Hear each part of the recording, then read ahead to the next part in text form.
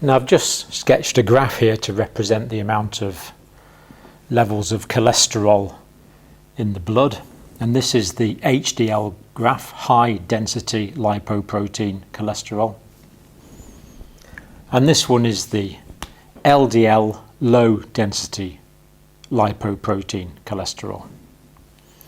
And we're describing HDL as good cholesterol because it's transporting fats from the blood to the liver, and we're describing LDL cholesterol as bad cholesterol because it's transporting fats from the liver to the blood. So I think you can see that anything that raises HDL is going to be protective. You're going to get more fats going from the blood to the liver to be processed.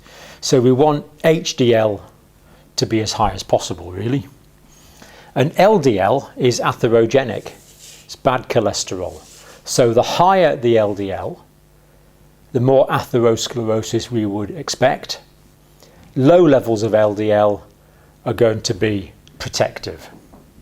And when we add this and this level together, we get the total cholesterol in the blood. And ideally, we want that to be less than 5 millimoles per litre. Although in the UK, 2/3 of people have a total cholesterol which is over 5 millimoles per litre. But under 5 millimoles of total cholesterol per litre is considered desirable.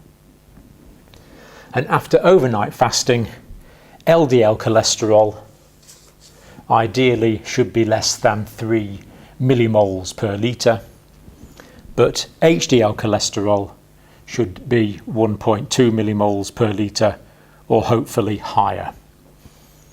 And there's also something called the total cholesterol HDL ratio. So the ratio between the total cholesterol and the amount of HDL should be less than 4.5.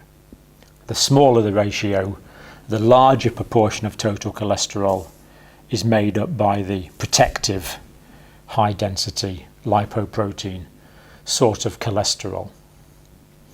And we can also explain quite a few risk factors in terms of HDL and in terms of LDL.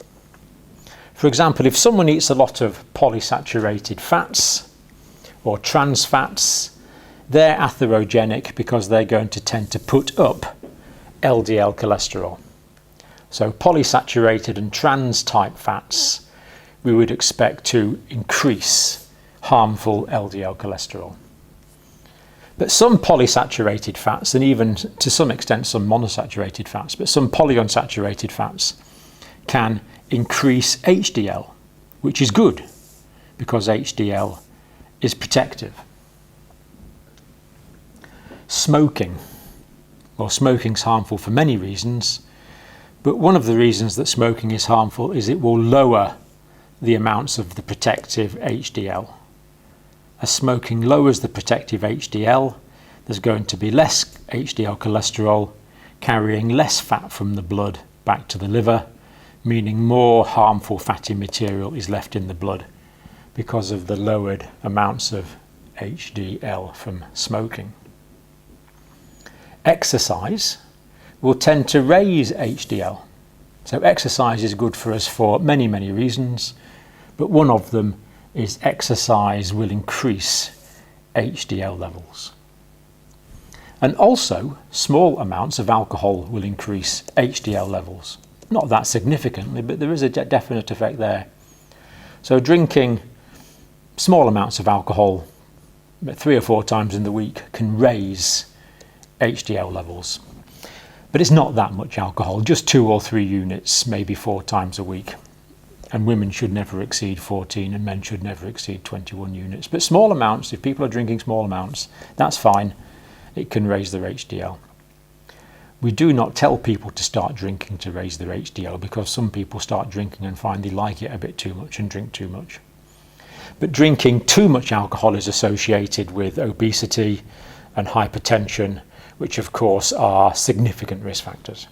So minor amounts of alcohol, yeah, that's fine. That's good. Patients with diabetes With diabetes, the cholesterols in the blood can go up quite dramatically if the diabetes is badly controlled, and that is going to increase the LDL levels of cholesterol. Statins will lower LDL cholesterol, which is good, which is protective. Now, obese patients tend to have high levels of LDL as well, so obesity is bad, and it's part of the metabolic syndrome to have high levels of LDL. So in metabolic syndrome, the blood pressure tends to be high, the patient tends to have obesity, particularly central obesity, and they're dyslipidemic. The LDL is high and the HDL is often low.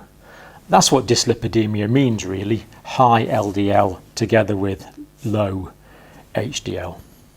So we want high levels of HDL, that's cardioprotective, and we want low levels of LDL.